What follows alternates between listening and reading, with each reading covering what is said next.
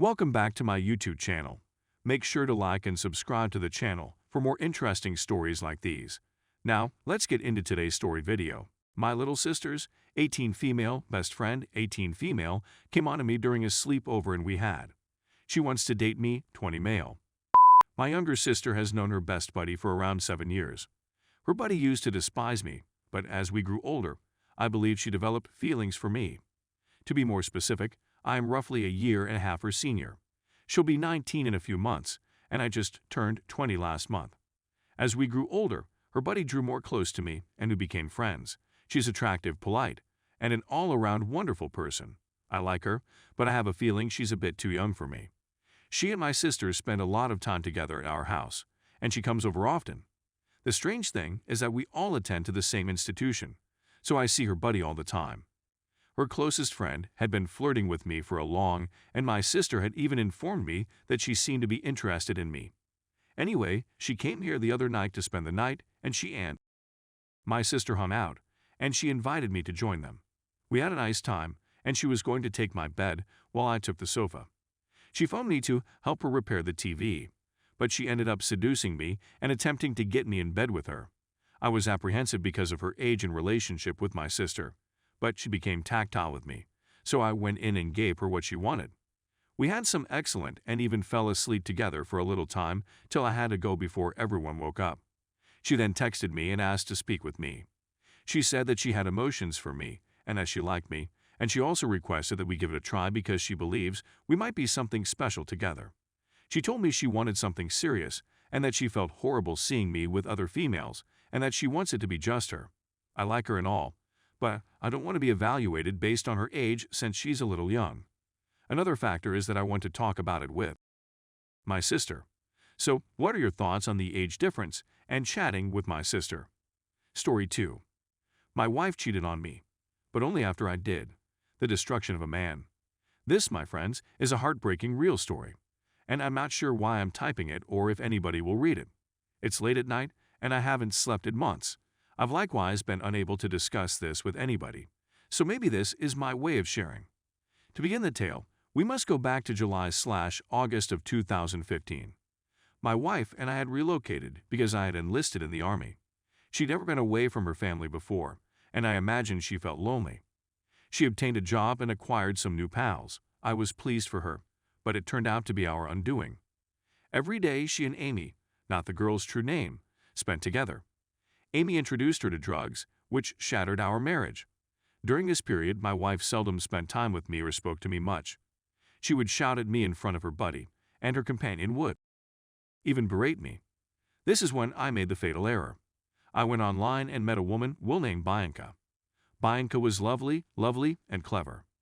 I hadn't made any friends in my unit, so it was wonderful to have someone to chat to who didn't seem to dislike the sight of me. I met Bianca around 2 weeks after we started talking online, and we slept together. My wife found out and was much more devastated than I had anticipated. It broke my heart to watch her weep. We agreed we needed some space, so she returned home for a week to be with her family. I expected her to spend this time to reflect on our marriage. As most of you would expect, she slept with someone else right away. They would meet almost every day, use pot, drink, and sleep together. After she returned, she lied about the romance for approximately a month. She continued changing her mind about it, telling me one day that they had slept together and the next that they hadn't, and that she had just told me that she had slept with him to make me upset and punish me for my transgression. My wife came home, and instead of therapy or even just sitting down and talking, she resumed berating me every day and spending her time with Amy. Amy was able to summon my wife away from me at any time of day or night for any excuse. It made me terribly envious, but I did not abandon the marriage. I'm handing up all of my passwords to everything. My phone was examined every day by her, but I didn't have the same level of access to her belongings. If I had, I would have discovered that my wife was still talking to the guy with whom she had slept every day. While I was at work or she was with Amy, they were video chatting. Every day, they texted back and forth. Everything from I love you to varied texts and movies. Let us fast forward to December. My wife and I seemed to be getting along well. Amy had mostly vanished from our lives when she quit using cocaine. We took a holiday and drove back home to see relatives for Christmas. 30 HR Drive. We joked, played games, and played old-school music from our youth. It was incredible. We agreed that she would keep the automobile and remain with her parents, while I would stay with mine. We are not wealthy and are still relatively young. My wife then went to see her friend Ashley, and guess what? They walked over to the man's place and smoked, drank, and even made out with each other to amuse the guy and his pals. Her and the man had once more. My wife and I went on a date the following day, and we spent Christmas Eve with my family. It was fantastic, and I had a terrific time. Apparently, once we returned home, she and the man, I'll give him a name, Charles, lost touch, but she had found a new passion back home, Matthew. Matthew is a much older guy. My wife is 20, he is 40. Matthew and my wife met on a dating website where she was sending naked pictures to anybody who messaged her. Matthew and my wife had met twice, one of which she had stayed the night.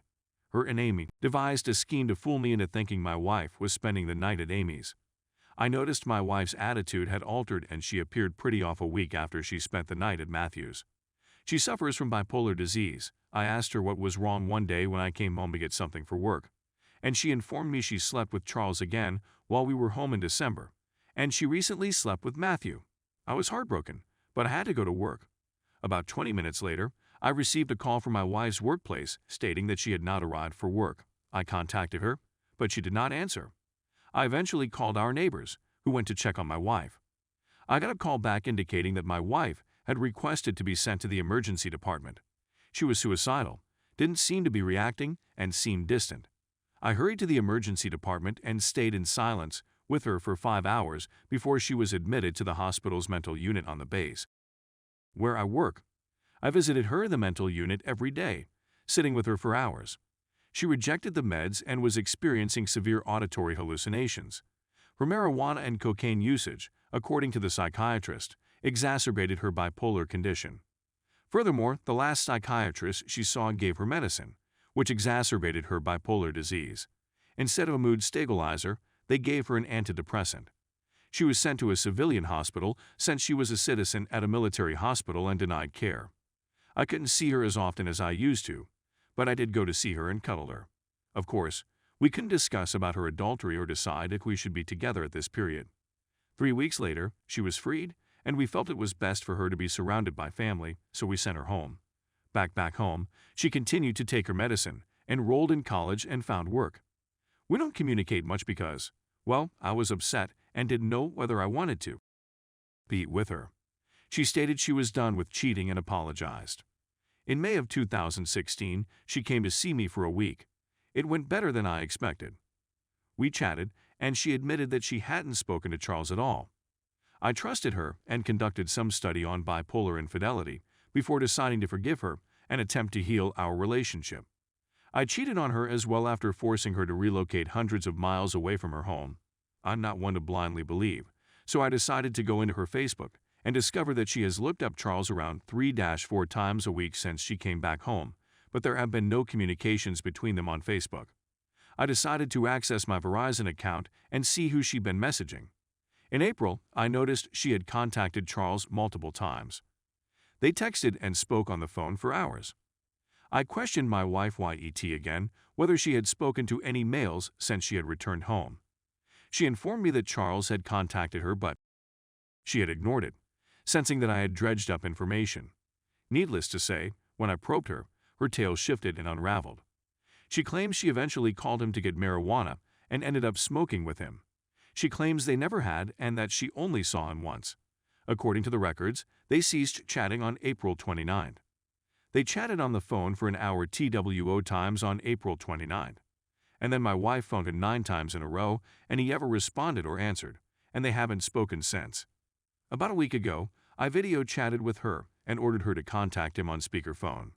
They converse, and he admits that they did not have in April. However, my wife and I were disconnected for around 2 minutes on the initial call before she called me back. So there's a 2-minute gap, and she's previously shown that she's skilled at deception.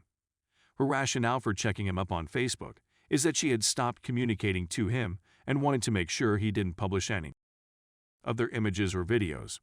I realize it makes no sense, but whatever. She claims they haven't spoken since April, that she regrets everything, and that it was foolish of her to smoke with him and see him again. She has evolved. She has made an effort, but I can't seem to sleep well anymore. I still don't have any friends here, and I've been sleeping on the sofa since my wife was admitted to the hospital. I've been really hating myself for cheating on her and blaming myself for everything. I didn't speak to her enough after she came out of the hospital and drove her back to Charles. If I hadn't been weak and cheated first, she would never have slept with or ever met Charles. Now, on Reddit, you've read my condensed account of events. I'm not sure whether I'm looking for guidance or if I simply wanted somewhere to vent. I'm feeling a lot better now. I'm hoping to get some sleep tonight. This is my first Reddit post, and I'm not sure if anyone will read it. Please leave a remark, or anything if you read it. Tough love is welcomed, as is hatred, and even the Darude. Sandstorm remarks would be appreciated in breaking up the despair, suffering, and loneliness that has become my existence.